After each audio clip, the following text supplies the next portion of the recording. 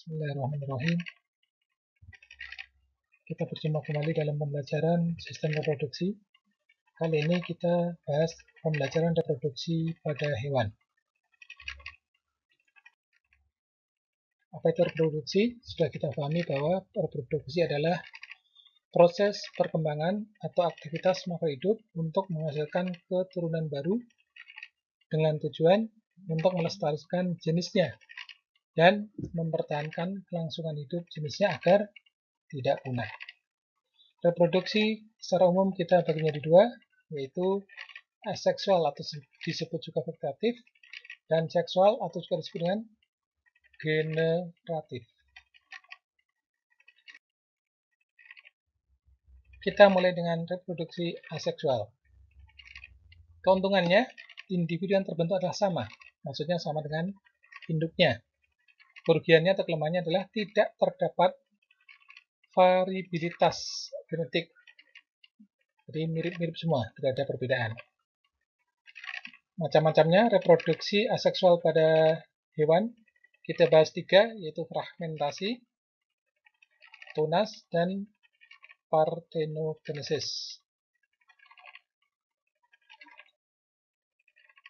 Fragmentasi yaitu potongan tubuhnya yang menjadi fragmen-fragmen tumbuh menjadi individu baru dengan melengkapi bagian tubuh yang belum ada.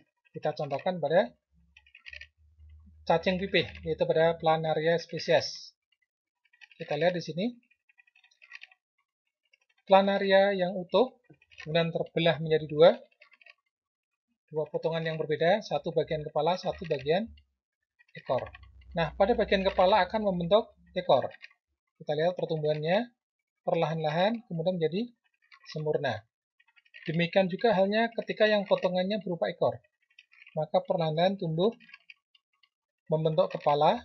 Kita lihat perlahan-lahan sampai sempurna. Maka kita lihat dua-duanya sama membentuk dua individu, padahal berasal dari potongan yang berbeda. Pada pembentukan tunas, ditandai dengan tumbuhnya tunas berupa tonjolan pada tubuh induknya. Kemudian menjadi tidak tergantung lagi pada induknya, jadi melepaskan diri. Nah, gambarnya di sini kita contohkan pada hidra. Hidra yang tumbuh, kemudian di sini muncul kuncup perlahan-lahan. Kuncup itu kemudian setelah mirip dengan induknya akan melepaskan diri. Nah, yang ketiga adalah parthenogenesis, yaitu peristiwa perkembangbiakan sel kelamin betina menjadi individu baru tanpa melalui pembuahan. Contohnya pada rotivera, insekta, amfibi, dan beberapa reptil. Kita lihat pada kekhasannya pada lebah. Dengan adanya parthenogenesis, ini akan menghasilkan hewan jantan. Sedangkan yang betina dibentuk dari hasil fertilisasi. Ini gambarnya ya. Sebagian besar lebah itu anggotanya adalah hewan jantan, yang kita kenal dengan lebah pekerja. Sedangkan yang betina, dalam satu kelompok hanya boleh ada satu, yaitu yang disebut dengan ratu. Kita memasuki ke reproduksi seksual. Reproduksi seksual akan mengakibatkan perubahan genetik yang melibatkan tingkah laku, fisiologi, dan hormonalnya. Didahului adanya peleburan gamet jantan dan gamet betina. Sel ovum akan membawa cadangan makanan, sedangkan sel sperma sifatnya motel. Motel itu bergerak, banyak bergerak. Fertilisasinya atau tempat terjadinya pembuahan bisa eksternal di luar tubuh atau internal di dalam tubuh. Yang eksternal merupakan khas hewan yang bertelur di air. Kenapa demikian? Silahkan dicari jawabannya.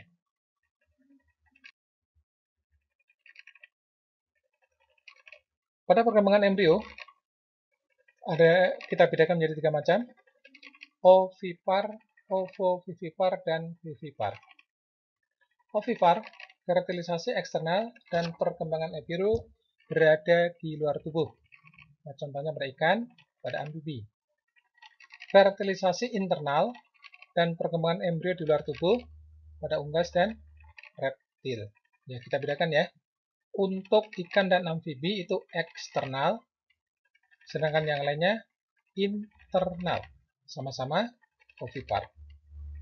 Dan ovovivipar, hasil fertilisasi masih dalam tubuh induk dan berkembang, tapi tidak ada hubungan antara embrio dan induknya. Telur menetas dalam induk dan dilahirkan. Nah, contohnya pada reptil.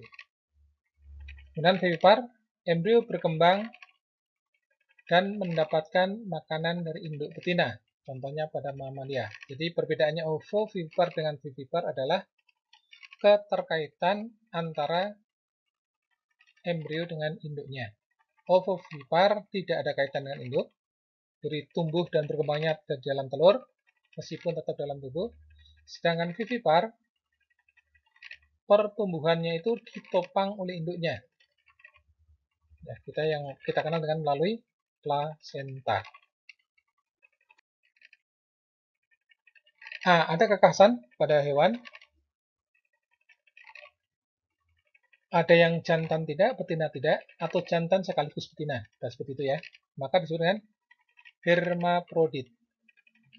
Ya, satu individu membentuk sel telur dan sel sperma sekaligus. Ada yang bisa melakukan fertilisasi sendiri, seperti para cacing pita. Ada juga yang fertilisasinya memerlukan hewan yang lain. Ya, contohnya pada cacing tanah dan siput.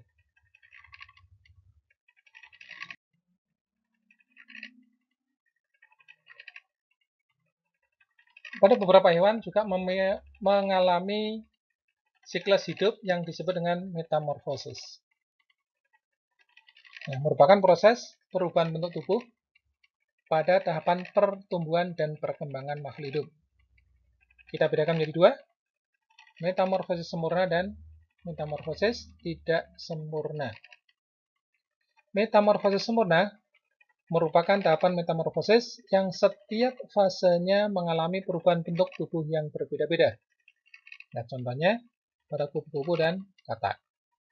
Sedangkan metamorfosis tidak sempurna itu merupakan metamorfosis yang pada siklus hidupnya memiliki kemiripan antara hewan muda dan hewan dewasa. Kita lihat pada belalang, hewan muda dan dewasa hanya perbedaannya adalah pada pertumbuhan sayapnya, sedangkan badannya sama.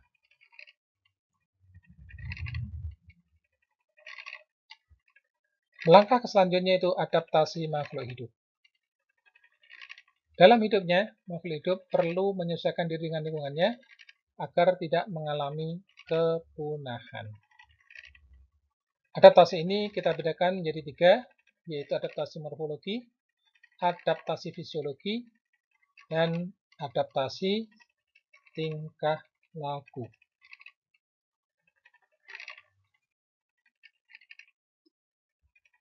Adaptasi morfologi adalah penyesuaian bentuk atau alat tubuh makhluk hidup dengan lingkungannya. Ya, misalkan bentuk paruh burung itu disesuaikan dengan makanannya. Kita bisa membandingkan paruh burung yang lancip dengan yang tumpul, tentu makanannya juga berbeda. Burung elang yang lancip cocok untuk merobek daging. Sedangkan burung pipit yang kecil untuk memakan biji-bijian. Bentuk kaki burung sesuai dengan cara hidupnya.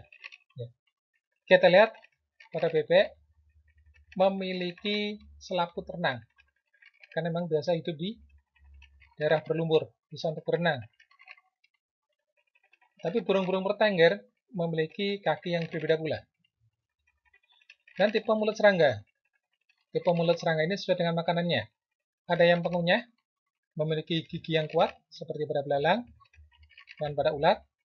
Ada juga yang tipe menusuk menghisap. Nah, ingat, nyamuk tidak pernah menggigit, tetapi menusuk dan menghisap. Itu pada nyamuk yang mengakibatkan kita gatal-gatal. Tipe yang lain, tipe mulut serangga, yaitu tipe menjilat. Mungkin pernah kita dihinggapi oleh lalat, yang kita rasakan geli. Nah, itu karena memang lalat mulutnya lah tipenya menjilat. Ada lagi pada serangga penyerbuk, terutama pada lebah, itulah tipe menghisap. Tidak menusuk ya, menghisap saja.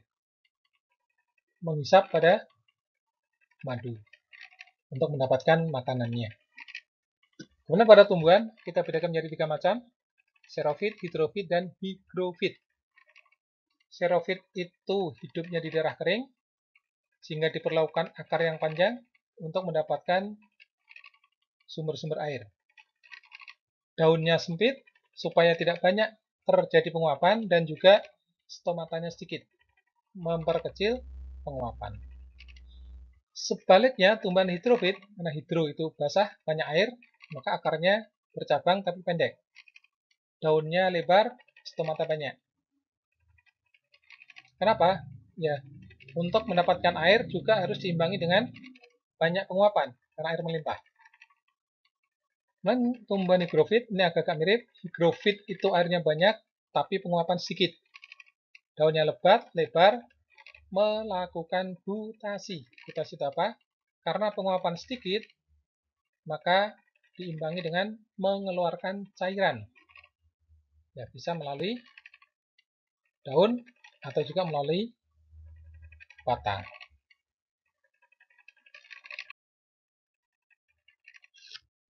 Adaptasi fisiologi merupakan kemampuan organisme untuk menyesuaikan diri terhadap lingkungan berdasarkan fungsi kerja organ tubuh. Jadi ini tidak mudah diamati, tapi dilihat hasilnya.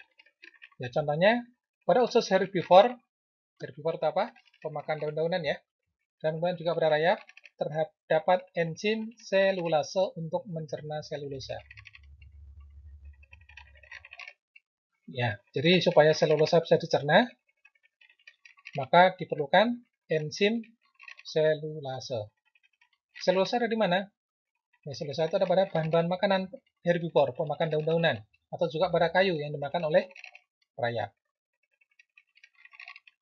Sel darah merah orang pegunungan lebih banyak dibandingkan yang di daerah rendah. Kenapa? Gunanya adalah untuk mengikat oksigen. Kenapa demikian? Karena oksigen di pegunungan lebih tipis dibandingkan di dataran rendah. Maka untuk mendapatkannya diperlukan sel darah merah yang lebih banyak. Nah, ada juga sejenis azalea, ini semak yang di Jepang, menghasilkan zat beracun supaya tidak dimakan oleh rusa. Maka akan selamatlah semak ini.